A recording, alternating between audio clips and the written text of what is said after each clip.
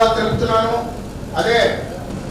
అదేవిధంగా మా జిల్లా అధ్యక్షులు శ్రీ చెరుకూరు తిరుపతిరావు గారి ఆధ్వర్యంలో మా కమిటీలో ఉన్న జిల్లా కమిటీలో ఉన్న అందరికీ ధన్యవాదాలు తెలుపుతున్నాను.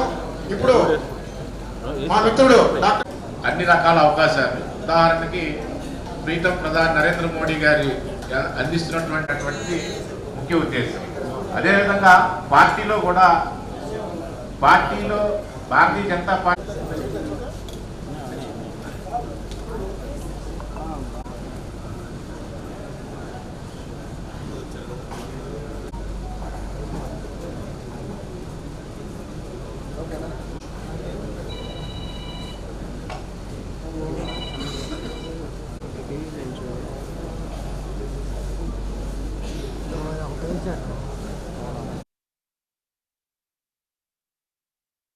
జనతా పార్టీలో కష్టపడి నిబద్ధతతో పనిచేస్తే పదవులు వాటికంతటా అవే వెతుక్కుంటూ వస్తాయి. ఇప్పుడు ఈ రోజున రాష్ట్ర అధికార ప్రతినిధిగా అవని ఇంకా ఉన్నత పదవులు ఆయనకు దక్కాలని. నమస్కారం.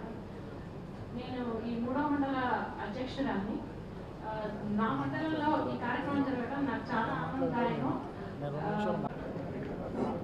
అందరికి వినపడింది. ఇందాక చెప్పి శ్రీనివాస్ గురించి చెప్పి వినపడిందా? ఈ రోజు కూడా చాలా నమస్కారం. నా పేరు దర్శనం శ్రీనివాస్. ఆంధ్రప్రదేశ్ రాష్ట్ర అధికార ప్రతినిధిగా నన్ను నియమించడం జరిగింది. భారతీయ జనతా పార్టీ ఏ వేదిక మీదైనా కానీ పేద వర్గాల గొంతుగా నేను మాట్లాడటానికి నన్ను పార్టీ నియమించింది. ఈ సందర్భంగా భారతీయ జనతా పార్టీ రాష్ట్ర అధ్యక్షులు పివిఎన్ మాధవ్ గారికి, అదేవిధంగా మా పార్టీని నడిపించే ఆర్గనైజింగ్ సెక్రటరీ మధుకర్జీకి నేను శిరస్సు వంచి నమస్కరించి పార్టీ నియామకానికి పార్టీ ఏ కార్యక్రమాన్ని చేపట్టినా నిబద్ధతతో పనిచేస్తానని పార్టీ నాయకులందరికీ కూడా తెలియజేస్తూ, గౌరవ సుజనా చౌదరి గారికి కూడా నేను ధన్యవాదాలు తెలియజేసుకుంటూ, అదేవిధంగా మా జిల్లా అధ్యక్షులు చెరుకూరు తిరుపతిరావు గారికి కూడా ప్రత్యేకమైన ధన్యవాదాలు తెలియజేసుకుంటూ, ఈరోజు రాష్ట్రంలో కూటమి ప్రభుత్వం ఏర్పడి దాదాపుగా సంవత్సరం పైన అవుతుంది. రైతులకు కానీ అన్ని వర్గాల ప్రజలకు కానీ రాష్ట్ర ప్రభుత్వం ఎన్నో కార్యక్రమాలు చేస్తుంటే ఈ దుర్మార్గుడైన జగన్మోహన్ రెడ్డి ఈరోజు రైతుల గురించి మాట్లాడుతున్నారు. రైతులకు యూరియా అందట్లేదని అనేకమైన విషయాల్లో రైతుల విషయంలో జగన్మోహన్ రెడ్డి మాట్లాడే అర్హత లేదు. ఎందుకంటే జగన్మోహన్ రెడ్డి రైతుల గురించి కాదు మాట్లాడాల్సింది, గంజాయి పంట గురించి మాట్లాడాలా. గంజాయి సేవించే వ్యక్తులు ఈరోజు రైతుల గురించి మాట్లాడడం సిగ్గుచారంగా ఉంది. రాష్ట్ర ప్రభుత్వం ఎన్నో సేవా కార్యక్రమాలు పేద వర్గాలకి, మహిళలకి బస్సు పథకం కానీ, ఉచిత బస్సు పథకం కానీ, అనేకమైన యూరియా కొరతే లేదు. ఇప్పటికే దాదాపుగా కేంద్ర ప్రభుత్వం 17,000 టన్నులు ఈ 2 రోజుల క్రితం కాకినాడ పోర్టుకు పంపించడం జరిగింది. ఈరోజు జగన్మోహన్ రెడ్డి రాష్ట్రంలో కూటమి ప్రభుత్వంపై అసత్య ప్రచారాలు చేస్తే చూస్తూ ఊరుకోం. నేను ఈ కార్యక్రమానికి ఏర్పాటు చేస్తే వచ్చిన ప్రతి ఒక్కరి మిత్రులకు కూడా ధన్యవాదాలు తెలియజేసుకుంటూ, నాకు ఈ అవకాశం ఇచ్చిన భారతీయ జనతా పార్టీ శ్రేణులకి, అదేవిధంగా ఇక్కడికి వచ్చిన ప్రతి ఒక్కరికి కూడా ధన్యవాదాలు తెలియజేసుకుంటున్నాను. మీడియా మిత్రులకి, వచ్చిన పెద్దలందరూ కూడా నమస్కారం. పెద్దలు దేవరాజు గారు, జిల్లా అధ్యక్షులు తిరుపతిరావు గారు, టీవీ రావు గారు, బెహరా మేడం గారు, ఇంకా చాలామంది బీజేపీ పార్టీ నాయకులు, మహిళా సంఘాల నాయకులు, రకరకాల స్థాయిల్లో పనిచేసే బీజేపీ నాయకులు అంతా వచ్చారు. చాలామంది శ్రీనివాస్ మిత్రులు, ఫ్రెండ్స్ అంతా కూడా వచ్చారు. వాళ్ళందరూ కూడా నమస్కారం. దర్శనం శ్రీనివాస్ గారిని బీజేపీ అధికార ప్రతినిధిగా నియామకం చేయడాన్ని బీజేపీ రాష్ట్ర నాయకత్వానికి, జిల్లా నాయకత్వానికి, ఆ నియామకానికి సహకరించిన పెద్దలందరికీ కూడా మా తరఫున, అంటే ముఖ్యంగా నేను ఇక్కడ తెలుగుదేశం ప్రతినిధిగా కాదు కానీ ఒక మా సామాజిక వర్గానికి చెందిన శ్రీనివాస్కి అంత ఉన్నత స్థాయి కల్పించడాన్ని చాలా గర్వంగా ఫీల్ అవుతూ ఉన్నాం. అదేవిధంగా వారికి ధన్యవాదాలు తెలియజేస్తూ ఉన్నాం. శ్రీనివాస్ మీకు ఇక్కడ మన దగ్గర చాలా సౌమ్యంగా, చాలా చిన్న వ్యక్తిలా కనిపించవచ్చు, కానీ దర్శనం శ్రీనివాసు ఈ రాష్ట్ర జనాభాలో 9% ప్రజాప్రతినిధి. ఆయన 9% వాయిస్కి ఆయన రిప్రజెంటేటివ్. అట్లే కాకుండా ఇంకా ఆ మాటకు వస్తే 20% ప్రజానీకం, మొత్తం దళిత ప్రజానీకానికి ఆయన రిప్రజెంటేటివ్, గొంతుక. కాబట్టి ఆయన ఈ పార్టీలో మంచి పేరు తెచ్చుకోవాలని, మాకు కూడా మంచి పేరు తేవాలి. ఆయన యొక్క చర్యల ద్వారా మా సామాజిక వర్గాలు కూడా గర్వంగా ఫీల్ అవ్వాలి, బాగా ఎదగాలి, మంచి పేరు తెచ్చుకోవాలి, పార్టీ నిర్మాణంలో బాగా పనిచేయాలి.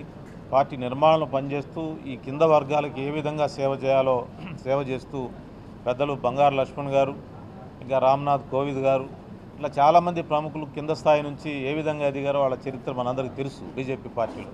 అట్లా అవకాశాలు వస్తే జాగ్రత్తగా పనిచేస్తే అత్యున్నతమైన అవకాశాలు వస్తాయని చెప్పడానికి చాలా ఎగ్జాంపుల్స్ ఉన్నాయి. మరి శ్రీనివాస్ వాటన్నింటినీ దృష్టిలో పెట్టుకొని ఒక బంగారు లక్ష్మణ్ గారిని దృష్టిలో పెట్టుకుంటే చాలు, పార్టీలో ఎదగవచ్చు, ఎలా ముందుకెళ్ళొచ్చో అర్థమవుతా ఉంది. కాబట్టి శ్రీనివాస్కి నా మనవి ఏంటంటే, నువ్వు ఇటు పార్టీని సమన్వయం చేసుకోవాలి, ఇటు మన వర్గాల యొక్క ఆలోచనలు ఆకాంక్షల్ని పార్టీకి తెలియజేయాలి, పార్టీ వాయిస్గా నువ్వు ఉండాలి, మా ప్రతినిధిగా నువ్వు ఉండాలని మేము కోరుకుంటున్నాము.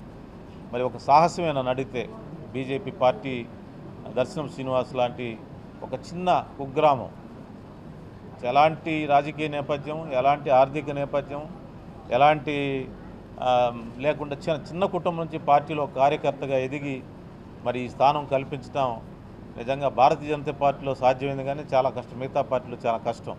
ఒక మంచి పని చేసింది భారతీయ జనతా పార్టీ, దానికి మేము గర్విస్తున్నాం. మేము దానికి ధన్యవాదాలు తెలియజేస్తా ఉన్నాం. శ్రీనివాస్కి మా సహకారం తప్పగా ఉంటుంది. శ్రీనివాస్ ఎదుగుదలలో మేమందరం ఉంటామని చెప్పి పార్టీకి ఈరోజు ఒక సంకేతం. శ్రీనివాస్ లాంటి వాడు ఇవ్వటం వల్ల పార్టీకి ఇంకా గ్రాస్ రూట్ లెవెల్కి వెళ్ళడానికి భారతీయ జనతా పార్టీకి స్కోప్. మేము చేసాము, పలానా వ్యక్తికి ఈ విధంగా చేసాం. ఒకసారి చూడండి, బంగారు లక్ష్మణ్ పార్టీ అధ్యక్షుడిగా అయినప్పుడు దేశవ్యాప్తంగా చర్చ జరిగింది. అప్పటి వరకు దళితులకి భారతీయ జనతా పార్టీలో స్థానం లేదనే ఒక వాతావరణం ఉండేది. ఒకసారి బంగారు లక్ష్మణ్ గారికి ఇచ్చాక అసలు ఆ వాయిసే పోయింది. తర్వాత రామ్నాథ్ కోవిద్ రాష్ట్రపతి చేశారు. తర్వాత ఇంకా చాలామంది మంత్రులు అయ్యారు, చాలామంది కేంద్ర మంత్రులు అయ్యారు, చాలా పనులు జరిగాయి. కాబట్టి ఇది స్టెప్పింగ్ స్టోన్ శ్రీనివాస్ నీకు. ఈ అవకాశాన్ని పార్టీ నాయకత్వానికి, సామాజిక ఆకాంక్షకి రెండింటి మధ్య బ్యాలెన్స్ చేసుకుంటూ మాకు మంచి పేరు తేవాలని ఈ సభ ద్వారా విజ్ఞప్తి చేస్తాం. అట్ ది సేమ్ టైం నేను ఈరోజు తెలుగుదేశం ప్రజాప్రతినిధిగా పార్టీ కూటమి, మేమంతా కూటమి తరఫున నేను మాట్లాడుతున్నాను. ఈ రాష్ట్రానికి, ఈ రాజకీయాలకి, రాష్ట్ర రాజకీయాలకి చీడ పురుగు జగన్మోహన్ రెడ్డి. నేను కూడా ఆ పార్టీలో పనిచేశాను. నేను గమనించింది ఏంటంటే, ఒక చీడ పురుగు, ఒక అవినీతి తిమింగలం, ఒక చెప్పాలంటే ఒక గాడ్ ఫాదర్, మాఫియా డాన్స్. ఒక రాజకీయ సిద్ధాంతంగా, రాజకీయ ఆలోచనలు కానీ, రాజకీయపరమైన పొలిటికల్ కల్చర్ ఉండదు వాళ్ళకి కేవలం డాన్ లాగా దోచుకోవడం ఎట్లాగా, ఎన్నికలు ఎలా ఖర్చు పెట్టే 2 మార్గాలే వాళ్ళకి తెలిసిన విషయం. వాళ్ళకి అలాంటి చీడ పొరుగులను రాజకీయాల నుంచి తరిమేయాల్సిన బాధ్యత కూటమి నాయకత్వంపై ఉంది. అతను ఒక దగ్గరికి వెళ్తే ఒక మాట మాట్లాడతాడు, ఒక దగ్గరికి వెళ్తే ఇంకో భాష మాట్లాడతాడు. ఇవన్నీ కూడా నయవంచన అన్నమాట. రాజకీయాలను నయవంచన చేయటం అనేది అతనికి ఒక అలవాటుగా మారింది. భారతీయ జనతా పార్టీ దీనిలో ఒక కీలక పాత్ర పోషించి భవిష్యత్తు రాజకీయాలు ఏ విధంగా జరిగిన ఏ పార్టీ అన్నారని దొంగలు రాజకీయాల్లో ఉండటం అనేది సమంజసం కాదు.